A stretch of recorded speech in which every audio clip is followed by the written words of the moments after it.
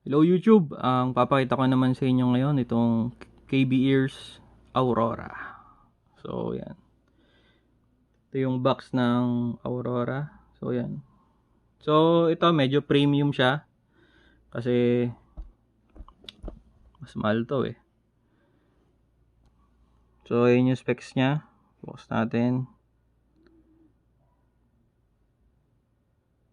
18 ohms, KBEars, blue silver no mic. Okay, buksan natin.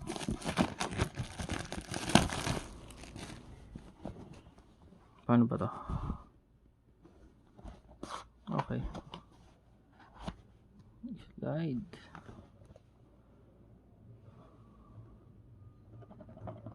Ay, malaglag. Ay, ba't may ganun pa? May ganito. Ano yung salamin? Ito yung nandito siya sa loob. Okay.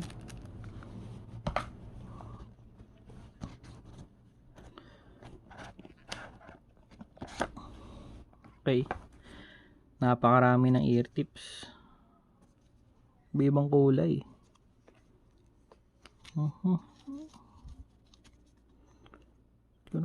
Parang lahat malalaki. Ba't ganyan?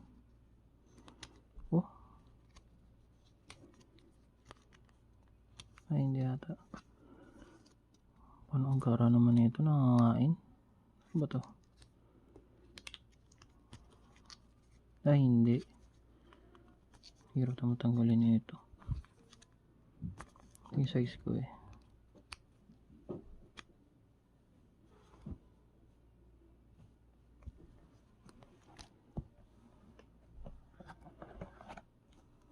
Tapos, sa loob ng box.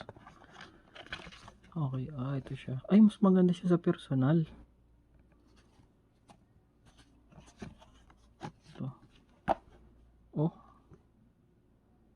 Shining and shimmering. Napakakinang ah. Oh. Di din pala siya sobrang bigat. Sakto lang.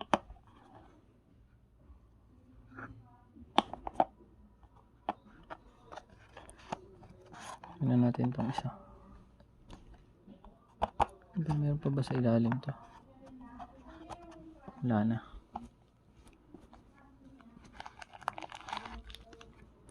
So ito ay cable. So ito lang pala ear tips niya. Small, siguro ano to. Extra small, small, medium, large. Ay hindi. Meron pa ulit ear tips. So ito meron pa ulit. Ito.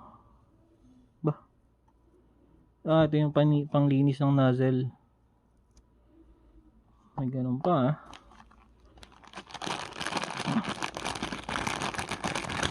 Yung cable niya. Cable niya. Kakaiba yung feel ng cable na to. Kasi ngayon lang ako nakita ng gantong cable. Iba eh. Di ko makumpara kasi iba.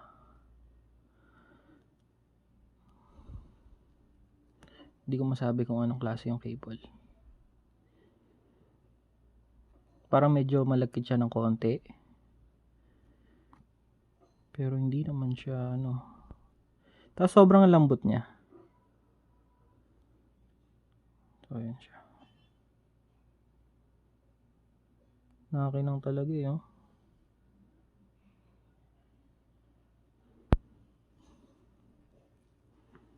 Tapos splitter. Yan. Iyan nga natin. Zoom natin para makita ng maayos. Splitter. Yan. Yung cable oh. Zoom pa natin. Ayan oh.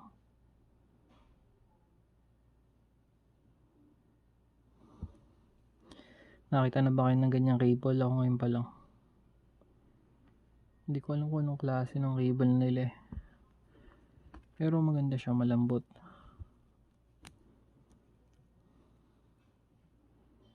So yan yung MMCX. So ano siya, parang customized talaga from splitter sa plug dun sa MMCX.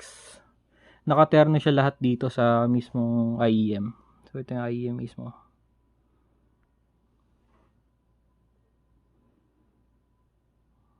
KBEars logo. Yan. Tingnan natin. Yung nozzle niya. Dito yung vent. Isa lang ata yung vent Tapos ito pa. Dalawa lang. Tapos ganda ng ear tips na kasama. Yun lang ata.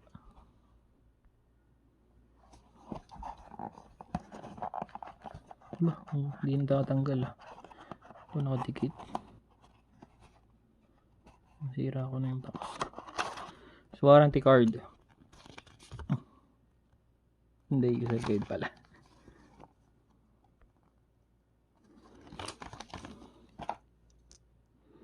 Hanggang dito na lang. Ito yung unboxing ng KBEars. So marami siyang kasama, cable, maganda yung cable, may panglinis pa. Tapos andamakmak na ear tips. So pakikinggan ko muna to, tapos titingnan natin kung anong tunog. Kung sulit ba siya. Ang presyo nga pala nito ngayon nasa 7,000 sa Hi-Fi Go. Pero nakalagay na original price niya is 8,500. So tingnan natin.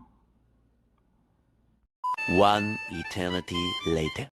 KBEars Aurora. So pagkalipas ng ilang araw, so ito yung masasabi ko. Unang-una, sobrang dami ng included sa box. So unahin natin sa kable. Yung kable, okay naman yung kable. Hindi ko lang alam kung hanggang kailan to titigas. Pero ayan, time will tell. Pero para sa akin, maganda yung kable niya. Siyempre, nagbayad ka ng mahal Tapos hindi maganda makukuha mo. So pangit naman yung ganon. Tapos, sunod, yung mismong KBEars Aurora. So ito siya. Pakita, medyo zoom natin. Yan. Una, maganda siya kasi makinang. Pero pangit siya kasi dahil fingerprint magnet. Okay siya kasi magaan, pero yun nga, masyado siyang fingerprint magnet. Kaya nag-include sila ng panglinis ng salamin. Kaya pala may ganito kasi madali siyang madumihan. Pero tingin ko parang di naman siya gasgasin. Magaan naman siya. Yun nga lang masyado siyang, lalo pagka medyo oily Madali talaga siyang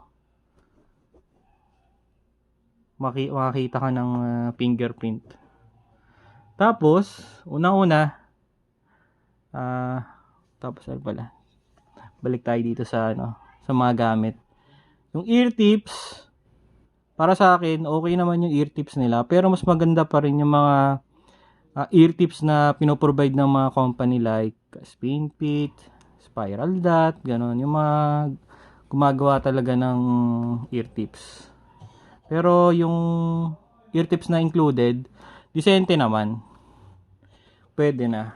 Ito yung panlinis, so hindi ko alam kung gagamitin pa ba yan. Tapos ito, meron silang pouch na gawa sa synthetic leather na yung magnet. Ewan ko, parang di namang okay gamitin yung ganyan, pero okay na din kasi kasama siya. Tapos, itong KBEars Stellar pala is single dynamic driver na titanium. Para sa akin, yung driver na to o yung IEM na to, mas maganda actually, kahit single dynamic driver lang siya. Doon sa mga na-try ko na multiple driver, mas maganda pa to sa mga ibang na-try ko. Ayoko na lang i-mention yung yung mga yon kasi madami-dami din. Tapos, siguro na tayo sa sound. Unang-una yung bass. Para sa akin, yung bass niya, hindi siya yung sobrang deep na bass, pero punchy naman yung bass niya. Tsaka mapapansin mo talaga sa bass nito makapal. Makapal na hindi siya sobrang deep. Pero ang okay lang din sa bass nito, hindi kumbaga yung mids tsaka bass, hindi siya yung nagsasapawan. Tapos ang pinaka nagustuhan ko dito yung mids. Sabi nung iba, B-shape daw tong KBEars Aurora. Pero para sa akin, hindi talaga siya B-shape. Actually, B-shape siya kung papakinggan mo siya ng low volume. Kasi ang nangyayari, pagka pinakinggan ko siya ng low volume, yung mids niya nakalubog. Dahil yung IEM na to, hindi siya sibilant, walang ganon. So, kahit itaas mo ng itaas yung volume, hindi mapapagod yung tenga mo. So, pag nangyari, pag tinaas mo yung volume, halos nakaangat na yung mids na mas angat yung ito. Kumbaga mas naririnig mo yung mids kaysa sa bass kapag ka nilakas mo yung volume. Kaya parang parang mid-centric siya kapag ka tinaas mo yung volume. Pero pagka mahina, yun nga, lubog yung mids niya. Pero ako pag nakikinig kasi ako, katulad ng ganito, hindi naman siya fatiguing. Gusto ko malakas.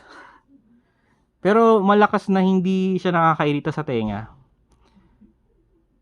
Yung mids niya kapag ka nilakas mo, para sa akin siya, vivid na maganda yung details. Tapos wala siyang pick na nakakainis. Ganda, sobrang ganda ng mids neto sa jazz. Yun ang pinakamasasabi ko. Tapos ano ba? Doon natin siguro tayo sa highs. Yung highs neto para sa akin, yun nga sinabi ko kanina, hindi siya fatiguing. Itong IEM na to, hindi ito yung IEM na pinaka-detailed na mapapakinggan mo. Hindi siya yung ganun. Pero yung details niya, para sa akin, maganda. Sakto lang. Tapos, ano ba?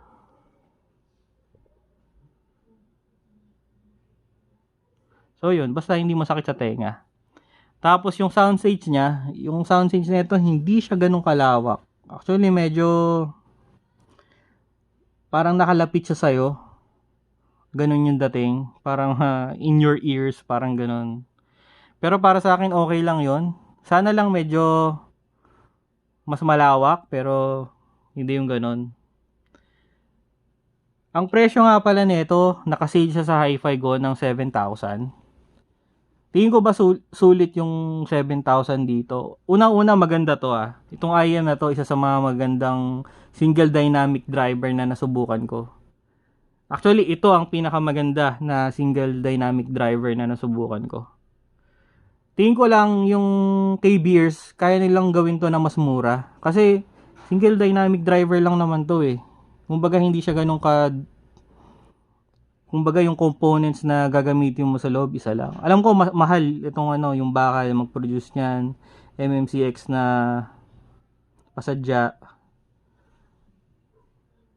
Pero kung gagamit sila ng ibang shell, ng ibang version nito na mas mura, mas pipiliin ko 'yon kumpara dito. Kumbaga kukunin mo lang yung tunog versus aesthetics. So 'yun. Para sa akin medyo mahal siya. Pero kung meron kang budget, tingin ko okay naman siya kasi sobrang nagustuhan ko yung tunog nito. Ako nga pala yung tipo ng tao na mahilig sa medyo medyo makakapal na bass tsaka mids. So yun. So tingin ko hanggang dito na lang yung video natin. Kung trip nyo mag-subscribe kayo. Kung may tanong kayo sa baba, i-comment nyo na lang sa baba. Thank you for watching and don't forget to subscribe. Bye-bye.